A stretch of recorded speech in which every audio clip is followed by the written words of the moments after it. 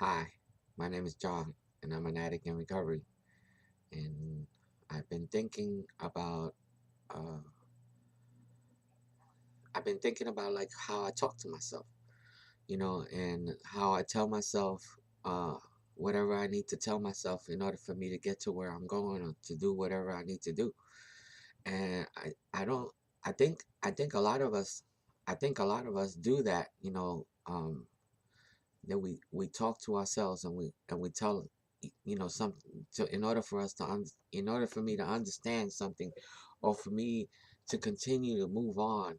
like I have to tell myself certain things, for me to be able to continue to move on. And sometimes, sometimes the information that I tell myself is not correct information, but it gets me from point A to point B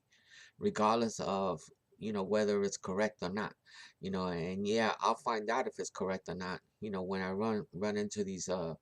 like these bumps on in the road because of because of what I'm thinking or because of what I'm doing or the way I'm doing it. And lately, like I've been running into, like, you know making making some decisions that sometimes, are like mistakes, like mistakes that I make, and how I end up making these mistakes, over again and over again, and I don't want to say for whatever reason, because like the truth of the matter is that sometimes it's kind of like I see myself jumping, you know, jumping into it and knowing that it's probably not the right thing to do to jump into it, but I still jump, and like I find myself, not understanding this behavior, and because it's like, I want to be able to always do things correct, but I guess I don't always do them correct, and sometimes I guess I have to try to find some excuses for why I do that the way I do it, and like I don't want to end up, like crying and feeling, depressed or discouraged or disappointed in myself, to the point. So I have to turn around and tell myself whatever I need to tell myself in order for me to believe that what I did was the thing that I needed to do in order for me, to move on, and I may not be making any sense to you, but I sure am, like I know what I'm saying. I know what I'm, well, at least I know what I'm trying to say, but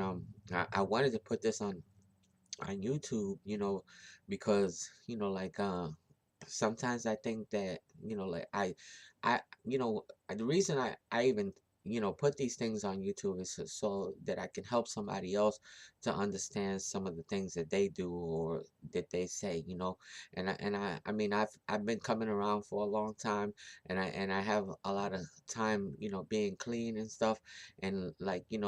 there's so many things that you run into, in recovery, and sometimes you don't understand it, or sometimes you do understand it, but like like having these videos, I believe, can help, somebody else to understand, the you know their walk in recovery, and I'm not saying that like I have all the answers. I don't, on the contrary, I think that by me sharing about the answers that I don't have, that may be the answer that you need, what I'm saying. And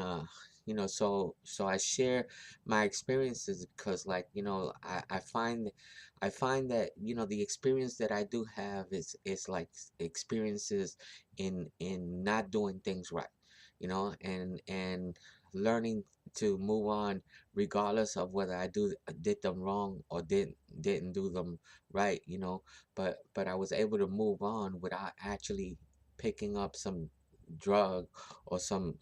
substance, to you know to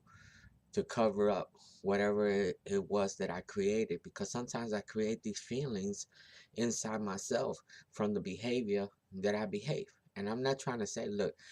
I'm not trying to say that the disease of addiction, is not a disease, and that, like that, I mean, we we have the disease of addiction. It's incurable, and the only thing that arrests us is for me not to use at all. That's the only thing that arrests the disease. I'm saying, not to use at all, but it doesn't mean that I'm not gonna feel like using, that I still don't have to deal with the fact that that I think sometimes drugs is the right thing to do sometimes, and that my mind tells me that, and that that's the solution that I find, that answers, because I have this disease, and it doesn't have anything to do with my behavior. It doesn't have anything to do with my past or anything like that. But what I've learned is, from doing all the step work, and from looking at my past, that a lot of the behaviors that I have help me to cope with things that I wasn't able to cope, and why I used a lot of the disease, why I used a lot of drugs to cover up a lot of the feelings that I was feeling, because I didn't know how to deal with them, and it didn't mean that I wouldn't have used anyway, because I probably would have ended up using regardless, but what I found out was that it's not a good idea to use, and that it doesn't all, that I don't have the ability to stop once I start using. That's where I'm broken at. Like, yeah,